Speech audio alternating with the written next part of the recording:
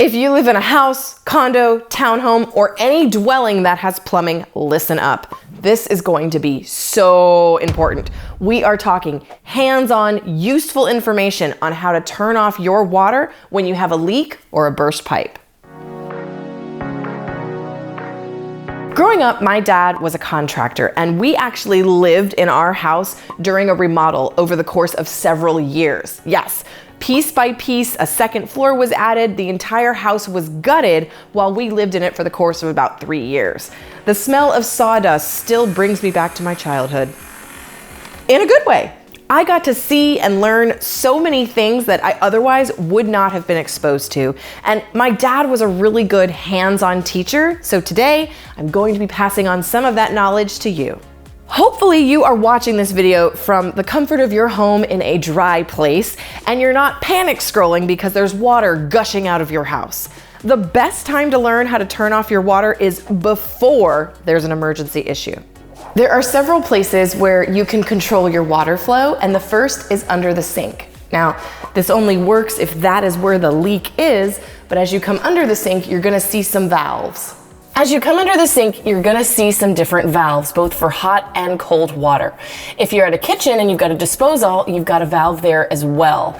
This is how you turn the water off right at the source. Now, if you've got older valves, turn like Wesley in Princess Bride. Gently. Gently. Because they do have a tendency to snap off. So turn the water off, but just be careful. If you're having a leak at your toilet, there's a way you can turn off the water directly behind the tank. So if you need to shut off the water at your toilet, there's gonna be a valve right at the back of your tank that you can turn. Remember, lefty-loosey, righty-tighty. Another place where you can troubleshoot is at your water heater. And this is only if you have a hot water leak, like if steam's coming out or you see something happening. So on the right side is gonna be your cold line. And more often than not, you're gonna see either a lever or maybe even one of those little circular little screw caps, but you're gonna wanna turn it to turn it off. When the hot water is on, it's going to be parallel to the pipe. When the hot water is off, it's going to be perpendicular. If your leak is not confined to right at your toilet or right at your sink, you can actually turn the water off to the whole house. So come to the outside and look for something like this. You're gonna see this lever that says off and on, and give it a crank to turn it off.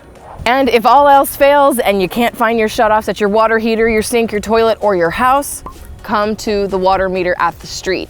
Now, if you live in a house, you just come out and you might have one next to your neighbors, but it's pretty easy to find.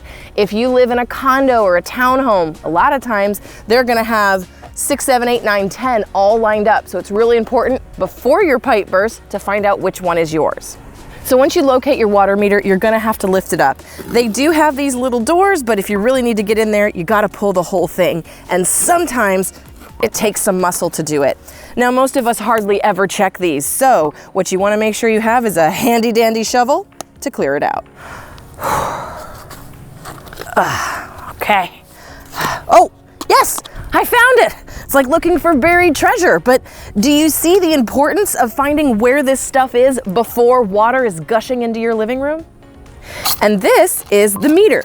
So if everything is off in your house, no dishwashers running, no showers or faucets are going, and you see that this is still moving, then friends, you've got a problem because water's coming out from somewhere.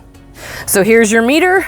Here is your magic lever. You're gonna need a pair of pliers or some kind of those T-tools you can get off the internet, and you're gonna need to use some muscle and really turn this and make sure that you've turned it 90 degrees from where it started so that the water is actually off. Now it's off in your whole house all the way to the street.